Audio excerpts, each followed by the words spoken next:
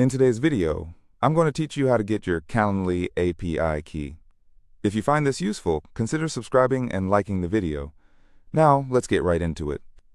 First, let's open your web browser and navigate to the Calendly website. If you already have an account, go ahead and log in.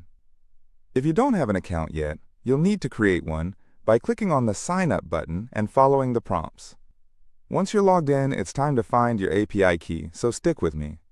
Once you're inside your account, take a look at the menu on the left side of the web page. You'll see a selection of options like event types, scheduling links, and more. What we're interested in here is the integrations section. Click on it.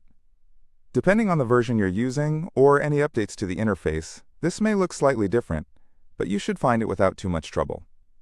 Now, in the integration section, you should see a search bar. Type API into that search bar and hit Enter.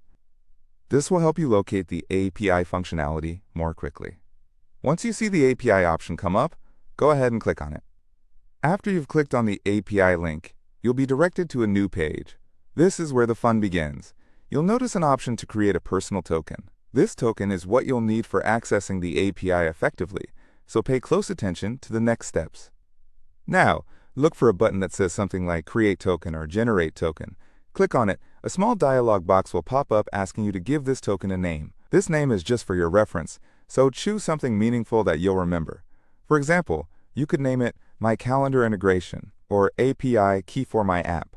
Once you've entered a name, go ahead and click Continue. After you click Continue, you will see a notification on your screen that your personal token has been created. Here's where I want you to be very careful. You will also see the actual API token displayed on your screen. Make sure you copy this token somewhere safe. It is important because this is your key to accessing all the functionalities that the Calendly API offers. Just a heads up, remember that this token is sensitive information and you shouldn't share it with anyone who doesn't need access. If you happen to lose this token, don't worry. Calendly typically allows you to regenerate a token, but just for safety, keep it stored safely. You might want to store it in a password manager or a secure document that you can easily access later. Once you've copied your API token, you're free to close the dialog box or navigate away from this page. At this point, you're all set up to start integrating Calendly with your applications or using it for whatever projects you have in mind. To summarize, we started by logging into your Calendly account and heading over to the integrations page. After searching for the API section, we created a personal token and designated a unique name for it. Finally, you obtained your API key, which you should securely save.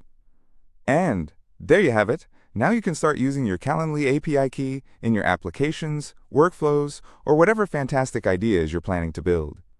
If this guide helped you in any way, please make sure to give the video a thumbs up and subscribe for more tutorials.